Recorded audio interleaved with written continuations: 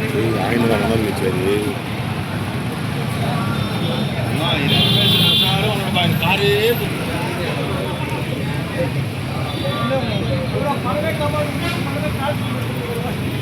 Ticket sir sir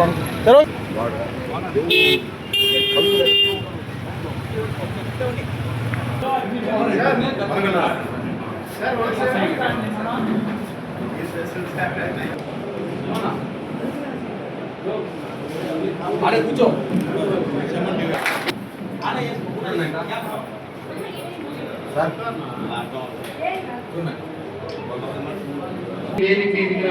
కోరుతున్నాను.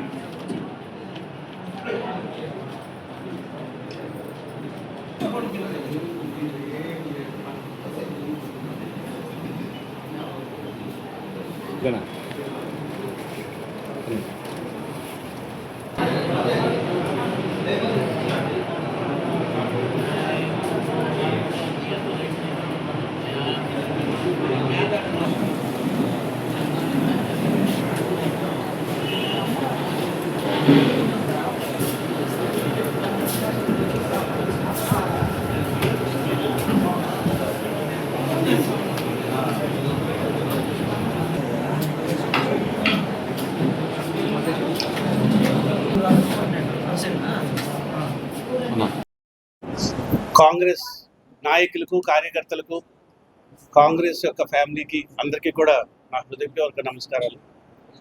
నా పేరు జీబీపీఎస్ కమలాకర్ రావుని. నేను ఏపీసీసీ స్పోర్ట్స్ సెల్ చైర్మన్గా ఉన్నాను. ఈ రోజున ఈ స్టేట్ టూర్ అనేది నెల్లూరు నుంచి ప్రారంభించాం. ఏపీసీసీ అధ్యక్షురాలు మా వైఎస్ షర్మిలారెడ్డి గారి ఆదేశాల మేరకు ప్రతి డిస్ట్రిక్ట్కి వెళ్ళి ప్రతి చోట స్పోర్ట్స్ విషయంలో ఏం అవకతవకలు జరుగుతున్నాయో, ఏం ప్రాబ్లమ్స్ ఉన్నాయో ప్రజల్లోకి వెళ్ళి తెలుసుకొని వాటన్నిటికీ కూడా కాంగ్రెస్ పార్టీ ఉన్నది, కాంగ్రెస్ పార్టీ తరఫున ఈరోజు స్పోర్ట్స్ ఆడే ప్రతి ఒక్కరికి కూడా ఒక ధైర్యాన్ని ఇవ్వడానికి ప్రజల్లోకి మా డీసీసీ గారు రమేష్ బాబు గారు మరియు సిటీ కాంగ్రెస్ ప్రెసిడెంట్ టిక్కారాం గారు ఉన్నారు. అలాగే ఇక్కడ నాయకులు అందరూ ఉన్నారు. అందరం కూడా ఒక కమిటీ వేసుకొని స్పోర్ట్స్లో ఎవరికైతే బాగా అనుభవం ఉందో, స్పోర్ట్స్లో ఎలా రాణించవచ్చో తెలిసిన వాళ్ళని డిస్ట్రిక్ట్ చైర్మన్గా, వైస్ చైర్మన్గా, జాయింట్ సెక్రటరీగా, అలాగే ప్రతి నియోజకవర్గానికి కూడా ఒక ఇన్ఛార్జ్ని వేస్తాం, వర్కింగ్ ప్రెసిడెంట్ వేస్తాం, స్టేట్ టీం వేస్తాం.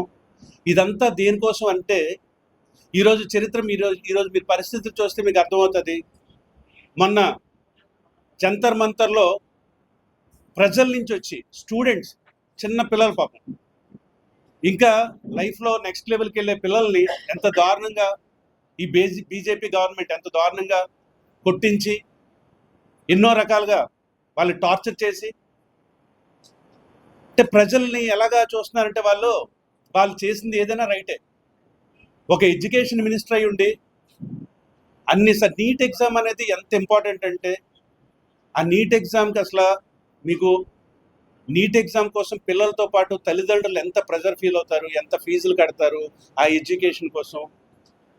అంత జరిగిన తర్వాత పేపర్ లీక్ చేసి వాళ్ళకి కావాల్సిన వాళ్ళకి అమ్ముకొని అలాంటి ఎగ్జామ్స్ చేసినప్పుడు దానికి కూడా కామ్గా ఉండేటట్టు ప్రజలను చేసేసే పరిస్థితులు ఉన్నాయి.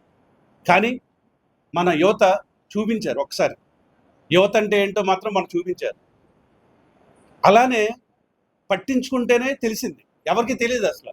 చాలామందికి ఏంటంటే నీట్ ఎగ్జామ్స్ గురించి కానీ అసలు ప్రాబ్లం ఎలా వస్తుంది ఏంటి అనేది ఏదో అయిపోయింది కదా అలా అనుకున్నారు. కానీ ఒక్కసారి యువత పైకొచ్చి ఈ ప్రాబ్లం సొల్యూషన్ మనమే తెచ్చుకోవాలని ఏ రోజైతే వచ్చారో ఆ రోజే బీజేపీ పతనం స్టార్ట్ అయింది. కాంగ్రెస్ పార్టీ ఎప్పుడో అధికారంలోకి రావాలి, కానీ ఈ ఈవీఎం మిషన్ల వల్ల, వాళ్ళు చేసే స్కామ్ల వల్ల, వాళ్ళు మనుషులు కొనే పరిస్థితులు బట్టి ఈరోజు బీజేపీ గవర్నమెంట్ మనందరినీ కూడా మనల్ని ప్రజలకి సంక్షేమంగా నడిపించట్లేదు. మోనోపోలీగా వాళ్ళు ఏం చెప్తే అది జరుగుతున్నట్టుగా చేసుకున్నారు. సో ఇలాంటి పరిస్థితుల్లో స్పోర్ట్స్ విభాగం అనేది స్టేట్లోనే కాదు, డిస్ట్రిక్ట్లోనే కాదు, ఇండియాకి ఎంతో గర్వకారణమైనది. It's a pride thing. So ఇలాంటి స్పోర్ట్స్ విషయంలో కూడా ఈరోజు లోకల్ గవర్నమెంట్ అవనియండి, లేకపోతే బీజేపీ అవనియండి, ప్రతిదీ కూడా డబ్బులు డబ్బులు డబ్బులు. 100కి 80% పేరెంట్స్ ప్రతి స్కూల్ చదువుతున్న వాళ్ళ నుంచి, school 8th class 9th class చదువుతున్న దగ్గర నుంచి స్పోర్ట్స్లో ఎవరైతే ఇంపార్టెంట్గా పైకి రాగలరు అనుకుంటున్నారో వాళ్ళ తల్లిదండ్రులందరూ కూడా ప్రేమతో గ్రౌండ్కి తీసుకెళ్ళి వాళ్ళు ఆడించి వాళ్ళని మన ఇండియాకి గర్వకారణంగా తయారు చేయాలనుకునే వాళ్ళని ఈరోజు ఈ బీజేపీ గవర్నమెంట్ కానీ లోకల్ గవర్నమెంట్ కానీ ఏం చేస్తుందంటే వాళ్ళ టాలెంట్ని కూడా డబ్బులతోటే ముడిపడి పెట్టేస్తున్నారు. డబ్బులు ఎవరిని ఉంటే వాళ్ళే సెలెక్ట్ చేస్తున్నారు. మాకు ఆల్రెడీ కంప్లైంట్స్ వచ్చాయి, చాలామంది పేరెంట్స్ నుంచి కూడా కంప్లైంట్స్ వచ్చాయి. ఈ రోజున మా అధ్యక్షురాలు వైఎస్ షర్మిలారెడ్డి గారు ఈ స్పోర్ట్స్ విభాగం గురించి స్పెషల్గా కాన్సన్ట్రేట్ చేయాలని డిసైడ్ అయ్యారు. అలాగే కాంగ్రెస్ పార్టీ తరఫున వైఎస్ షర్మిలారెడ్డి గారి తరఫున ఒక వెబ్సైట్ డిజైన్ చేస్తున్నాం. ఈ రోజు నుంచి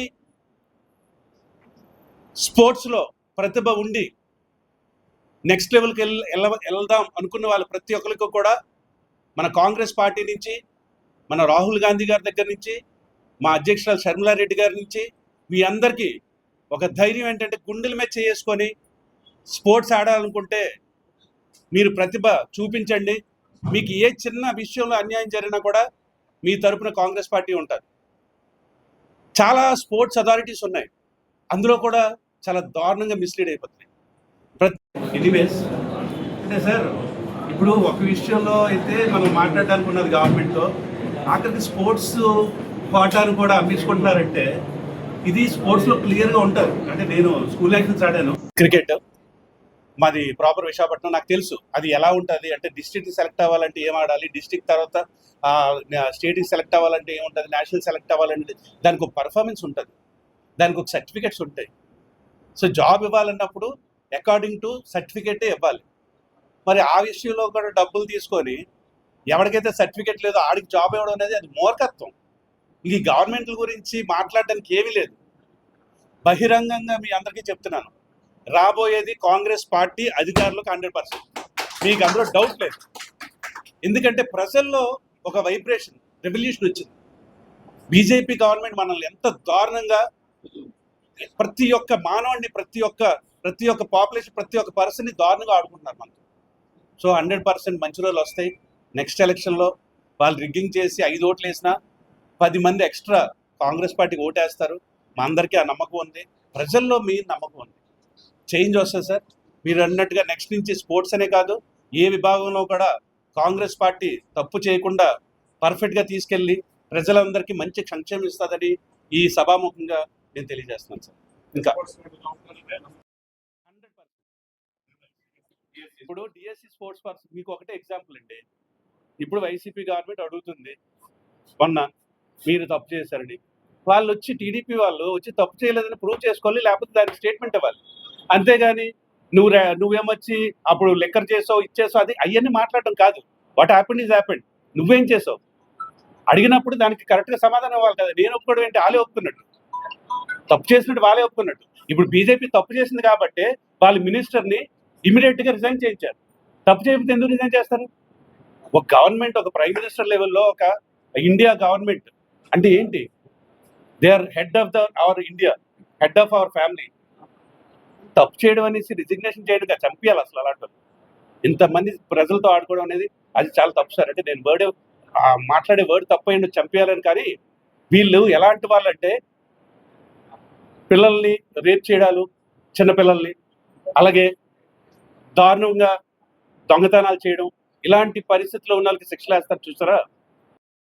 ప్రజలందరూ అంటే బీజేపీ గవర్నమెంట్ ఏదో స్టార్ట్ అయింది అనుకుంటున్నారు, కానీ ఇది స్టార్ట్ కాదు, ఇది అంతం. బీజేపీకి కానీ ఇక్కడ బీజేపీతో కూడి ఉండిన టీడీపీ కానీ జనసేన కానీ ఎవరవని వాళ్ళందరికీ ఒక రాబోయే రోజులు మంచివి సార్. 100% నేను మీకు అందరికీ భరోసా ఇస్తున్నాను. రాహుల్ గాంధీ గారి ద్వారా, మా అధ్యక్షురాలు షర్మిలారెడ్డి గారి ద్వారా మీ అందరికీ భరోసా ఇస్తున్నాను. రాబోయే రోజులు చాలా మంచివి. రాజశేఖర రెడ్డి గారు ఉన్నప్పుడు ఎంత మంచి పాలన ఉందో మళ్ళీ మా షర్మిలా మేడం గ్యారెంటీగా పాలన తీసుకొని వస్తారు. అందులో నో డౌట్ 100%. ఇంకా సార్ థ్యాంక్ యూ తరఫున మీ అందరికీ ధైర్యం ఇస్తున్నాం. స్పోర్ట్స్లో ఎవరు ఇంట్రెస్ట్ ఉందో కూడా ముందు రండి. త్వరలోనే వెబ్సైట్ డిజైన్ చేసి మేడం చేతుల మీదుగా ఓపెన్ చేయిస్తాం. అలాగే ఈ చిత్తూరు డిస్ట్రిక్ట్లో ఎవరైతే బాగా స్పోర్ట్స్లో ప్లాన్ చేసుకుందాం అనుకుంటున్నారు కెరియర్, వాళ్ళందరూ కూడా అండగా ఇప్పుడు ఎవరైతే కమిటీ వేస్తాం వాళ్ళందరూ ఉంటారు. మీ ప్రాబ్లమ్స్ ఇష్యూస్ వాళ్ళకి చెప్పొచ్చు, అలాగే రమేష్ సార్కి చెప్పొచ్చు, అలాగే టిక్కారాం గారికి చెప్పొచ్చు, అలాగే లోకేష్ రెడ్డి గారికి కానీ మన నియోజకవర్గం ఇన్ఛార్జ్ కానీ ఎవరికి చెప్పినా కూడా ఇమీడియట్గా దాని మీద సొల్యూషన్ తీసుకుంటాం. Thank you so much.